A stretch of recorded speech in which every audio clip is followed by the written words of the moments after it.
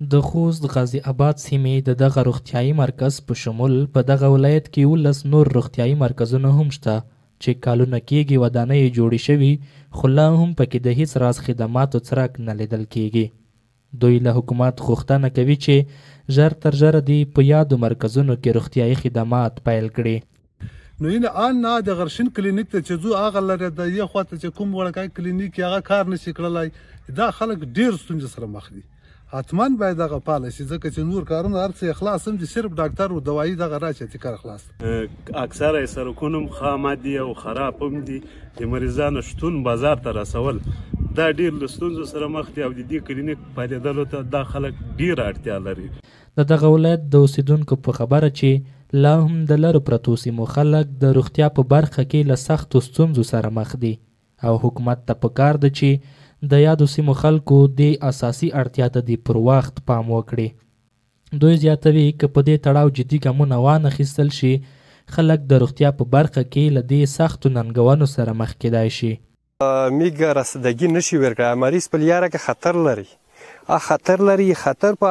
اساس چې یې نه رشر کم شي دلته میږ ته خپل کلي ته خپل کوم ته دولت جوړ شي کلینیک. د میږ کلی تقریبا کم زیات 15,000 لوند بوند تعداد لري. دا لاسرسی نشي کړی ځکه داسې غریبون تره خلک دي چې مثال لاسرسی نشي نه میټر طریقه نه لري په پښې روان وي مریضون وي که دا کله حکومت یې موږ سره د همکاري وکړي. ورته مهال د خوست د عامې روغتیا ریاست بیا په دغه ولایت کې د یادو روغتیايي مرکزونو د غیر فعالېدو لامل د کارکوونکو او وسایلو کموالی بولي خو ډاډ ورکوي چې په دې تړاو یې له عامې روغتیا وزارت جدي غوښتنه کړې او ډیر ژر به یاد 11 غیر فعال مرکزونه فعال کړي. په خوست کې 11 غیر فعال